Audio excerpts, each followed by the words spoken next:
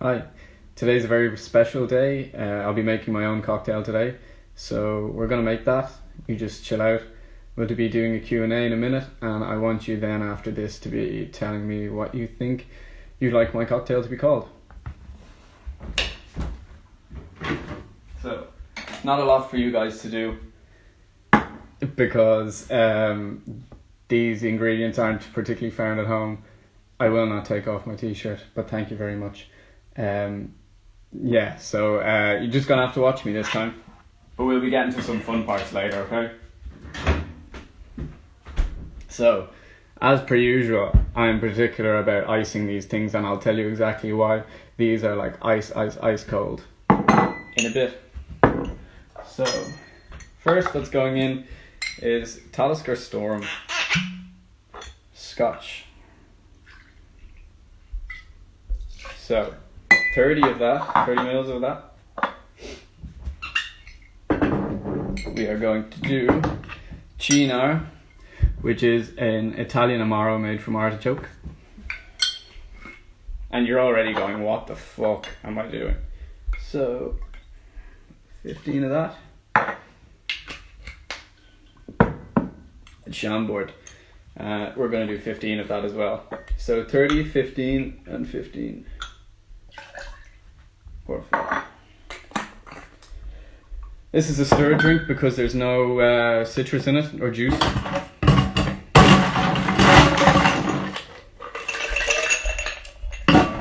Gonna find my chopsticks or whatever you use to stir. Break a little bit off. And here we go. I'll bring this down here a little bit so you can see it. Because I'll tell you what, the ice is looking, or the fucking, whatever this thing is. There we go. This is looking mad sexy at the moment.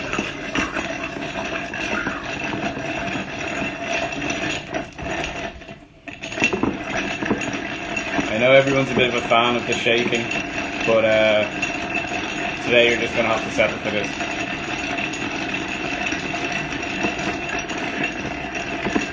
Give it a really good stir, because this will not be served up on ice. And this is going into my chilled rocks glass. Potions class 101, hey. So, I hope everyone likes how icy cold these look. This thing's a devil to get in. Oh, you know what, fuck that, yoke.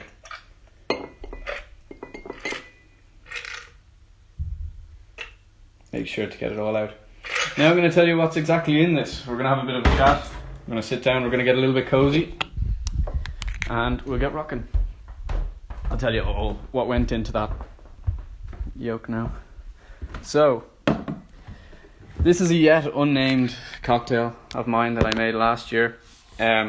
Scotch Talisker Storm. It was originally Johnny Walker Black that I used.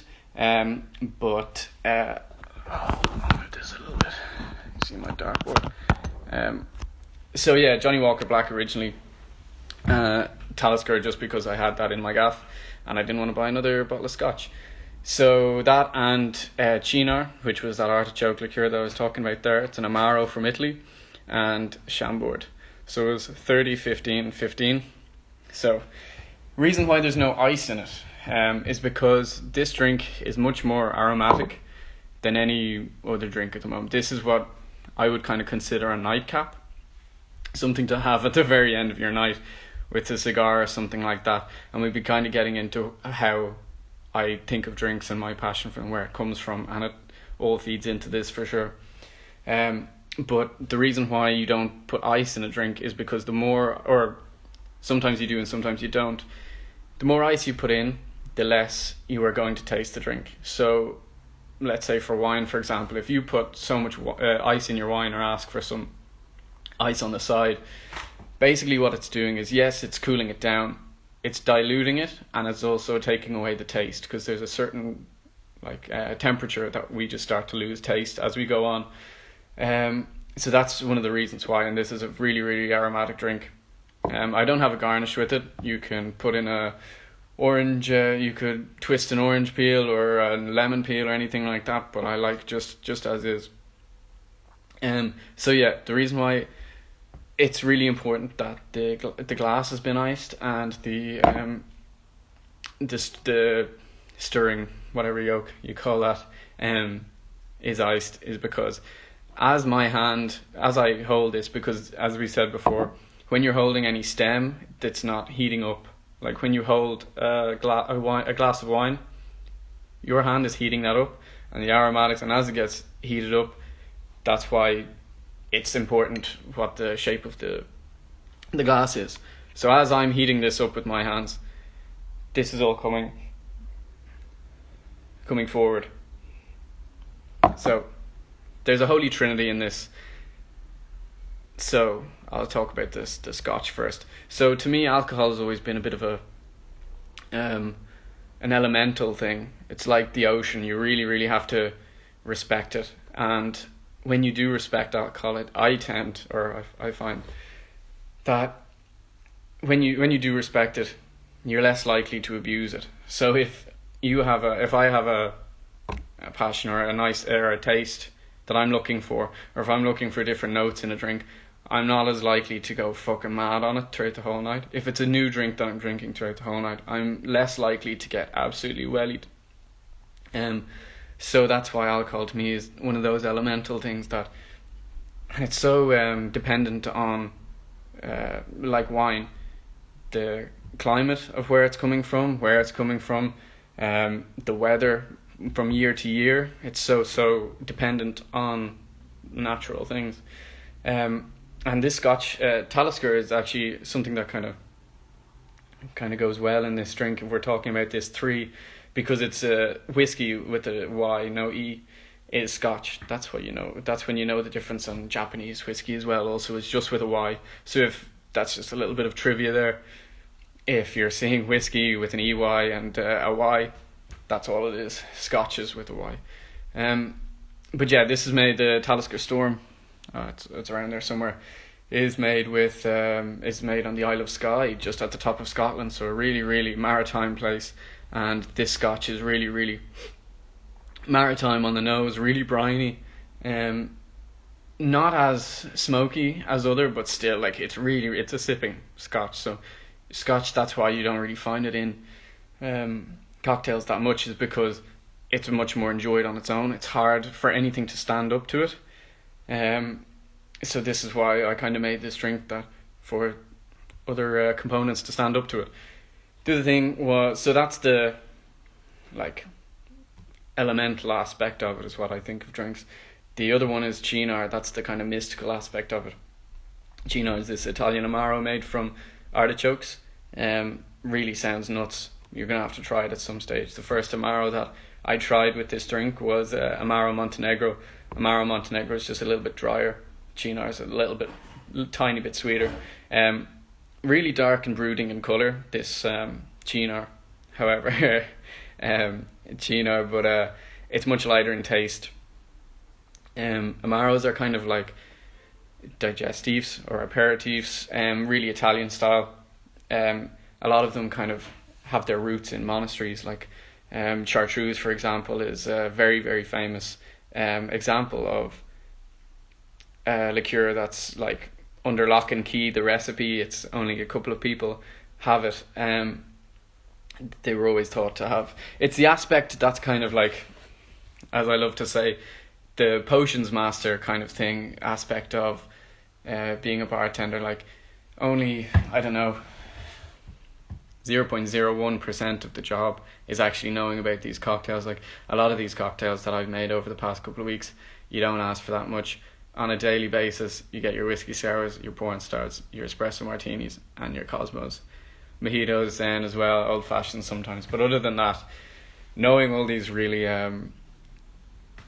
once in a lifetime or once in a blue moon cocktails isn't really worth it at all. The rest is just keeping calm, I guess. So yeah, that's the Cynar part of it. The side, so the other side of it, if you're talking about the Father, the Son, and the Holy Ghost, it's the part that's like really mystical to me, the kind of putting things together. Amaros were seen for hundreds of years as kind of soothing. They've got all these botanicals in it, just that little bit of mystique to it. And then you have Chambord, Chambord that I used in the French martini beforehand, really regal drink.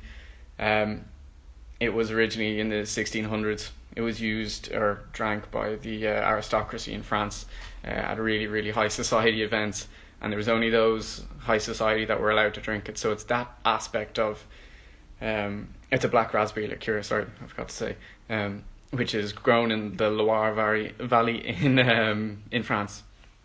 But yeah, that's the other side of it as well. That's quite exclusive, high society, quite regal, a part of an exclusivity of what I kind of like about some drinking culture. So it's those three completely harmonizing, because if you're thinking as a Scottish person, as the kind of main ingredient, the main component. I'm gonna sip this because I haven't already slanched it.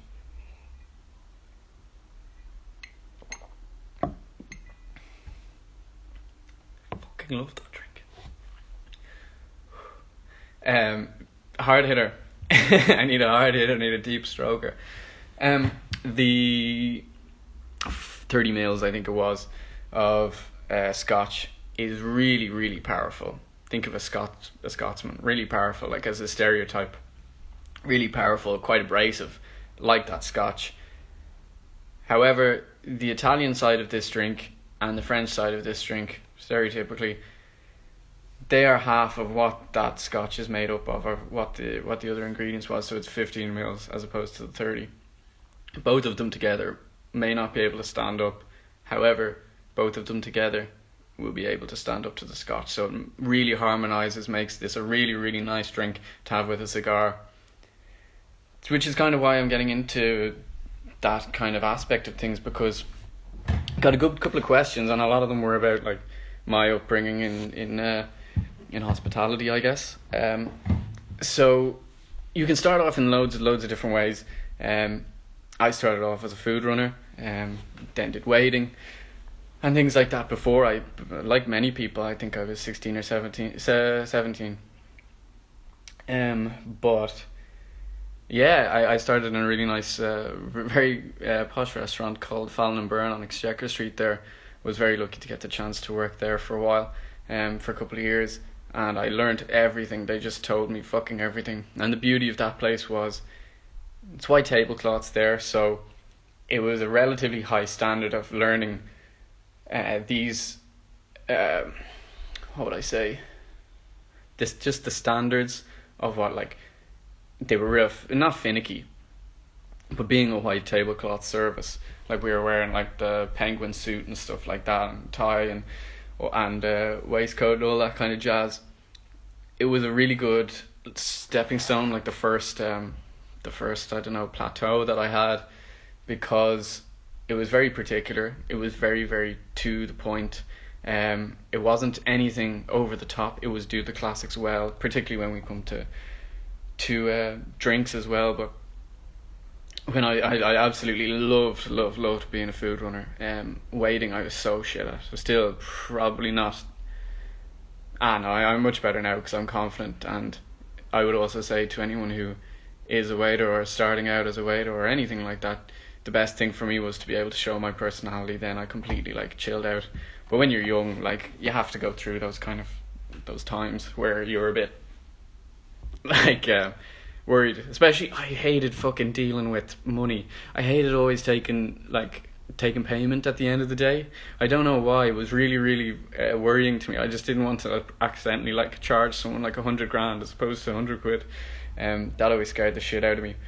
But as a young fella, like, the best thing about, or one of the kind of things that was good responsibility when I first started working there, is that I made the cheese boards. The food runner in Fallon and Burn makes the cheese boards, so I was so wanted that to be perfect. And around Christmas time, you wouldn't believe the amount of people who order cheese boards. I knew a lot about cheese before I knew anything about cocktails, so that was kind of an interesting start. So then eventually they threw me out into the floor, and I was like shit, and I really hated that part because I loved being with the chefs. I loved that the link between the floor and the kitchen, and I got on so well with all the chefs, and it really is such a good confidence booster when you're young, especially because I hadn't gone to college straight away after school. To do that and be able to communicate with a lot of older people, and then become friends with a lot of older people, it was different in a way that I wasn't necessarily seeing friends that had gone from school to college or whatever. But it gave me a lot of confidence, and sometimes you need chefs to just bollock you out of it to grow a pair of balls. So yeah, then eventually they threw me out into the floor. I hated that, and I was like, "Can I go straight into the bar?" And they were like, they were really good. I have to say, I couldn't speak higher of Fallenbrunn. I owe them an awful lot, and that's where I started to learn cocktails on the Sazerac, which hopefully at some stage I'll be able to make. It's just very hard to find rye at the moment. I don't know why. But that was the first cocktail I made, and as I said in the tier video, it's just that's something you never ever forget, and it's a really, really interesting drink to make for your first, because it's quite a classic. Like, it's from New Orleans, it's half cognac, half rye, sugar, Peychaud bitters, and spritz of absinthe, which kind of started me on the absinthe buzz as well, which was really, really cool. So it was a really amazing cocktail. I'm very blessed for those kind of cocktails to be my first, because they go really well with food. Hence this drink that I just made earlier. If you weren't having wine or anything like that, I think it's so interesting to pair cocktails with food, because there's a cocktail for absolutely every occasion, every mood. Like that whole tier list that I did, I had some very upset people of their cocktails being high or low or whatever, but I would drink them all given the certain circumstances, and that's what I love so much about drinks. But yeah, those kind of things, like a Sazerac doesn't have any ice in it like this. I have loads of cocktails as well that I made, but I thought that this one would be a little bit fun because it's so out there and a little bit for the people who are my new bartenders over the lockdown. It'll be interesting for you to hear some of the words for the first time, like Amaro, like Ginar, or talk about Scotch or anything like that. So yeah, then I got into the bar, and that was a wake up call. It came to me really, really easily because I didn't really think much of it. But as I say, we've all had our moments where we get hammered, and that's just the nature of alcohol. But when you work with it, and from a young age, you respect it so much that you kind of, when you do have the respect for it and the passion for it, you don't take it for granted. You don't really like overdo it at all. So yeah, where am I now? So that was how I started off or whatever. How did I grow? Basically starting in somewhere like, how did I grow? Like, how did I go from there? Starting in somewhere like Fallon basically gave me, I could have gone up because it was like quite fancy. I could have gone up to a hotel. I could have like kind of gone that kind of direction. I could have gone to a pub because I hadn't ordered or I hadn't worked with draft, so like taps at all. So like I was really, really late to that. Like I wouldn't have been able to tell you about kegs until the last couple of years. Recently, like because I didn't work with it because Fallenbrunn didn't have draft at the time. So yeah, like it kind of having that standard at the very start could have gone fucking anywhere from that. Went over to Canada for a little bit. That was interesting just because there were spirits there that I just had no knowledge about at all, like pisco and mezcal, which we don't really see here because we're barely on the tequila buzz, which I'll be getting to now in a minute because there's a very juicy question coming up. So yeah, that was it basically. How did you grow? Once you kind of start at that, you can do anything really, and I was willing to do any work because I loved being a food runner. I actually do really like the aspect of it that's I don't know, manual labor. I enjoyed that because there's always stairs. No matter where I work, there's always stairs. So next one is thoughts on Kendall Jenner's tequila. This is an interesting one because over the last week or so, this has been a fairly hot topic. First of all, Yeah, thanks very much. When's the return of the PS keys? A very, very good question. Thanks very much, Tossie. Um, so what do I think on Kendall? What do I think about Kendall Jenner's tequila? I think first and foremost, I think everyone just went at them because she's a Kardashian. They wouldn't be famous if there wasn't people supporting them, or I don't know, if there wasn't a market for what they do. That's what I'll first say. So people who just go mad at the Kardashians because they're Kardashians is a very silly thing altogether. I completely understand the aspect of it that is what do they call it? Cultural appropriation. Cultural appropriation. Because it is a very familial thing, tequila. However, the problem I kind of see with it is that Kendall Jenner isn't the first by any means of celebrity to make their own tequila or to be the face of a tequila. So like George Clooney did it, Nick Jonas did it, like, to name a few off the top of my head. So I don't know why is it just her as opposed to them, because they never got any shit for it. Thing about tequila as well, with so much talk about sustainability now, it's an interesting conversation to have about how you think or where you think your alcohol comes from. So Jose Cuervo is probably the most drank tequila around the world because it's really cheap. Tequila is not a cheap thing to make at all. There's so much restrictions on how you make it, where you make it. It's probably the most hard to make, I guess. And you won't see it that cheap here for 100% agave. So all I would like to know is if she is making her own tequila, or the face of it at least, is that she's implementing proper working conditions for them. They're all getting paid, the people who are making, because it's such an art in itself to make it and such a passion of theirs. So I'd hope she's implementing like good like pay, good working conditions and things like that. I have no knowledge of the other Kardashians and how they run their businesses, so hopefully they're doing that right. I'm not sure. But in general, yeah, when it comes to the sustainability of alcohol, I think maybe because it's such a flash in the pan thing, like you're just doing shots or whatever, you don't really care about where your drink is coming from. Although, in theory, 100% agave tequila, like I was using El Jimador there the other day, that's obviously going to be much harder to make, because Jose Cuervo, for example, doesn't have to be any more than 51% agave. So do you want the authentic product that's going to cost a little bit more premium, like, I don't know, a garment that's going to last longer, that the worker is getting, the employee is getting paid really well? Or are you going to go for Jose Cuervo or a not great tequila, not 100% agave tequila, or a garment that the employee isn't getting enough money? So I find that we haven't exactly breached that topic yet of, is it just because that it's such a quick, like a drink is much quicker than a garment? Maybe that's what the conclusion to that is. But I just thought it's an interesting point of conversation. Whereas, where does our conscience stop when it comes to morality and sustainability with those kind of with those organizations?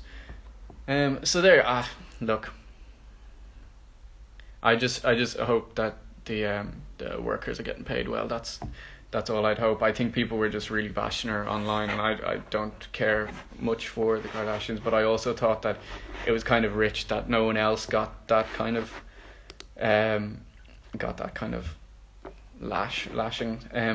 Pet peeves. Kind of sticking on the whole tequila thing.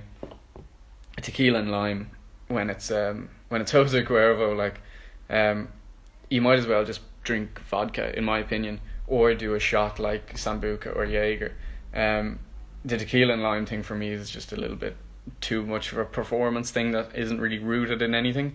If it's going to be ritual thing. I think if I was doing it, I'd want either proper tequila, or I would like to do something else, because the tequila and lime thing is such a hack to pick up, and it's always just like flung around the bar or whatever. And I have to pick up the limes with my hands, which is kind of gross, especially in these times. So less of that would be absolutely welcomed. The other thing, another pet peeve, is as much as I really respect and love love when people offer to do it, it's very, very kind, but carrying the tray, it's very nice. But if I was seen giving you the tray to bring shots over to your table, it's not exactly looking good on my part. I don't really mind whether you've worked in like the busiest bar in Manhattan. I don't think it's a good idea. I know you look like a hero bringing them back to your seats with all your friends, but you probably not the best idea. And then kind of the last pet peeve, I don't have many really. The misinformation about cocktails, just saying, "Oh, what's that?" And someone saying on the table, "Oh, I'll be talking about a Bloody Mary soon, Oren, don't worry." Yeah, so that's just the other pet peeve. Like someone just saying cocktails are all sugar. I hear that so much, and it's just that's so dependent on where you go to drink your drinks. Like, it's like I'm gonna have a chicken supreme in X restaurant is going to be different to Y restaurant. Like they're not. People make them different ways. So on from that, favorite Irish whiskey, Powers John Lane. I'm not a big Irish whiskey fan. I have to say I find it a bit too delicate at times. Anything kind of with an ex-bourbon cask is really nice, just because it may be a little bit on the sweeter side or more oaky side. That's why I think I like John Lane a little bit. Anything but Jameson really, I can't. I'll do a chaser of it after a pint of Guinness, but I won't have a shot of it by itself. Favorite gin, Scapegrace. Scapegrace is a gin from New Zealand. I tried it at the gin exhibition that happens in Dublin Castle. Really, really, really good event. I went 2 or 3 times now. Hopefully a lot of people enjoying the tray comment. Yeah, it's a bit fair, and I understand, and it's like, it's one of those things where I hate to be a dickhead about it, but it's just if I'm seeing like I don't care if you've worked in like a 6-star gaff, it's you don't work here. I know you look great to your mates, but yeah, a little bit less of that. But that's not a huge like pet peeve. Like I'd still like to be back in the bar now with people doing that. So yeah, no, go to the gin exhibition that happens in Dublin Castle every year as much as possible. I think it's like 30 quid or something a ticket. You go around trying all these Irish gins, all these non-Irish gins. Everyone has their little stall, their brand ambassadors are there, they're talking a little about how they go into cocktails and stuff like that. Really cool, especially if you like gin. I'm not even that mad on gin, but I found that gin called Scapegrace. It's probably going to be a little bit more on the premium side. It's a black bottle. There's one with a silver, I think it's like Tanqueray and Tanqueray 10, where there's a silver there's a silver plaque on one and a gold plaque on the other. The other is Brooklyn Gin, which I think I have over there that you see in a couple of my pictures. Really nice. I love that bottle so much. That's what prompted me to put up the thing and ask you all what your favourite liqueur bottles was. So yeah, Brooklyn Gin's really nice, very citrusy. The reason why I like Scapegrace is because I tried it by itself and it got me drinking gin straight without any ice or anything like that. I'll take a sip of my drink. I hope you're all enjoying yourselves. I think a few people gave the Paloma a go, which is really nice. And just as a little interlude, I hope you're all enjoying yourself, enjoying your cocktails. I think people tend to make their drinks more on a Friday night. Just something that I've seen from people putting up stories. But tell me why it's a Friday as opposed to a Saturday. I'd really like to know that, because I was trying to figure it out. I hope that made sense earlier.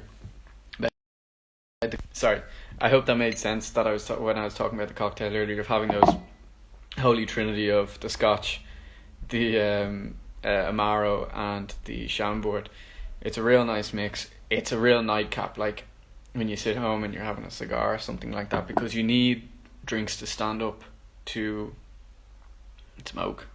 Scotch, really nice, very tim drink. Comes from my style of wanting to have as little ingredients as possible. 3 ingredients. It's very like continental. To just have like 2 or 3 ingredients. It's not over the top. Like, I mean, I know you won't have the Cynar thing in your gaff, but Cynar in your gaff. But if it's in you'll find it in a bar easy enough. Chambord, you'll see it easy enough. It's a really nice thing to end. Now it packs a punch for sure. It knocked the wind out of me earlier there. Sometimes I just have to catch my breath, and then I had all these mad aromas coming at me, and that's what I'm saying. That's why it was so frosty at the start, the glass, and when I was stirring it, because it does.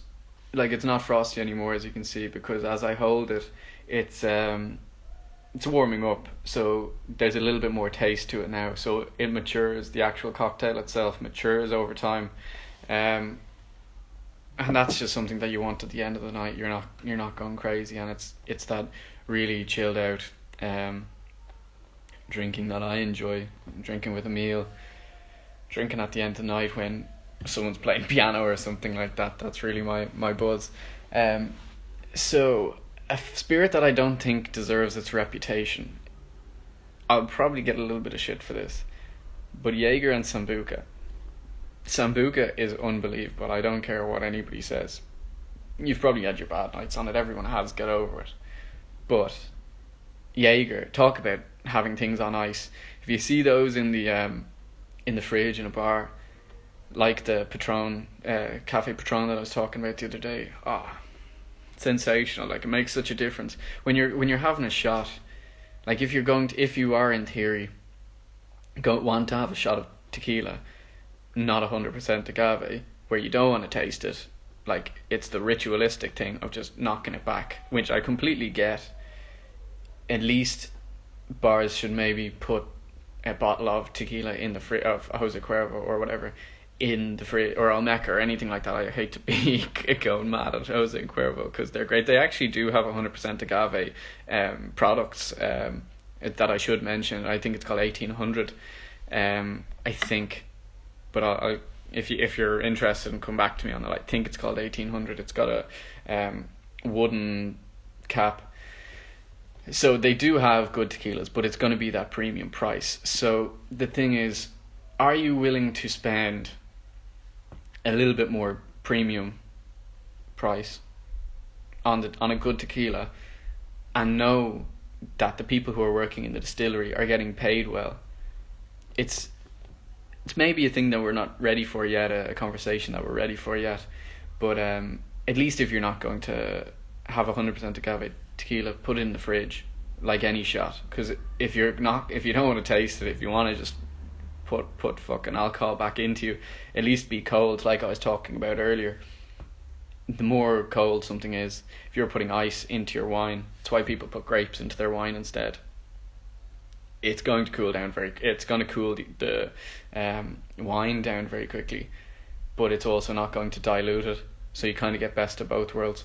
So that was that. A spirit I don't think deserves its reputation. That's Jaeger and Sambuca for sure. Favorite glass. This is a very interesting one. I enjoyed this. Any, as long as it's cold.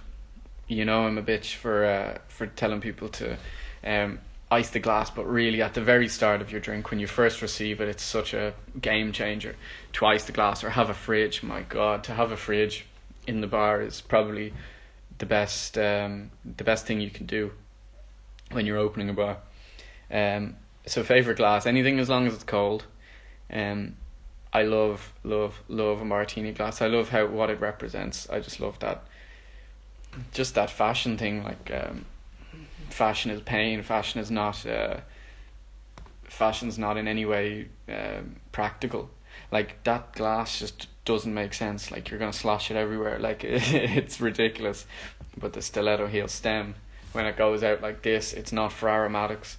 Yeah, probably that. But then again, I do like any cognac glasses. I think they're really nice.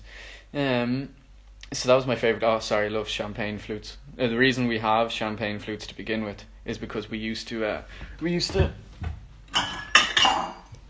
ching ching with coupes, but they went everywhere. So think of Great Gatsby and having some places still serve prosecco in these or champagne in these.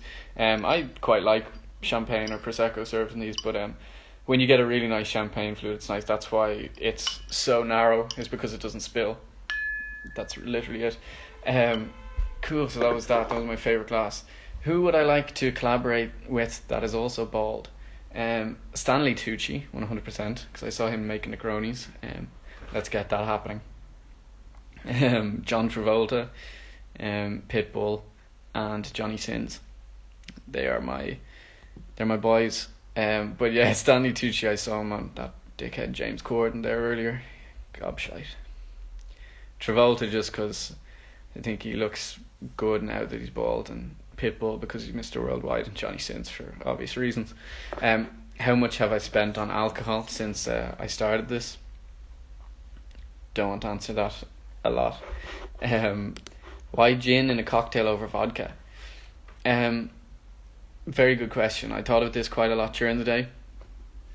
I think because I think people are drawing the similarities between the colour of them.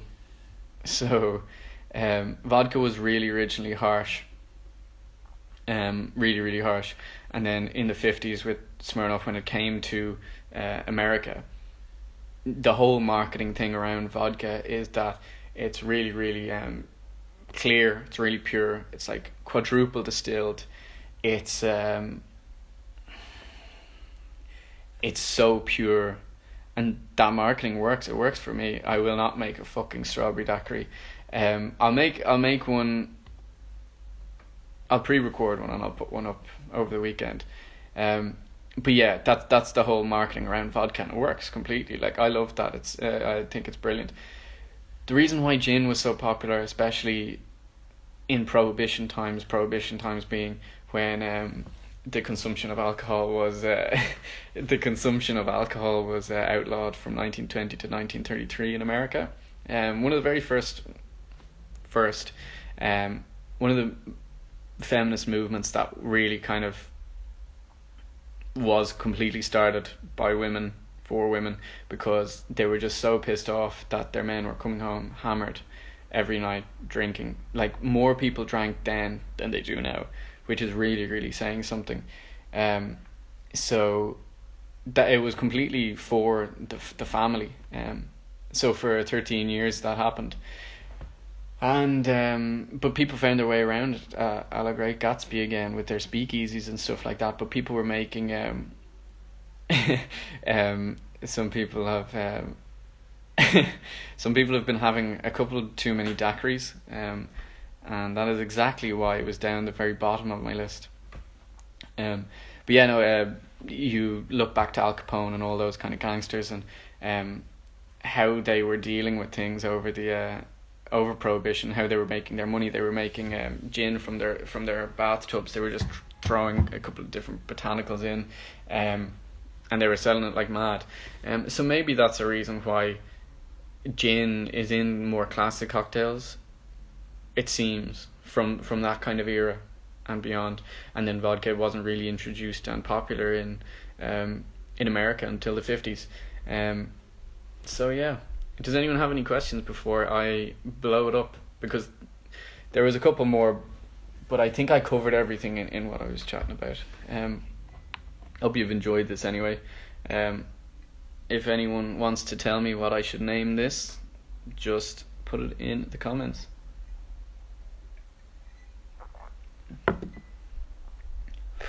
And if anyone wants to see any more of my own drinks, by all means. I think, did I miss anything? I don't think so. But if anyone has any other questions for me, just let me know. It's been an absolute pleasure tonight, guys. Have a great weekend. And I will see you soon. Bye.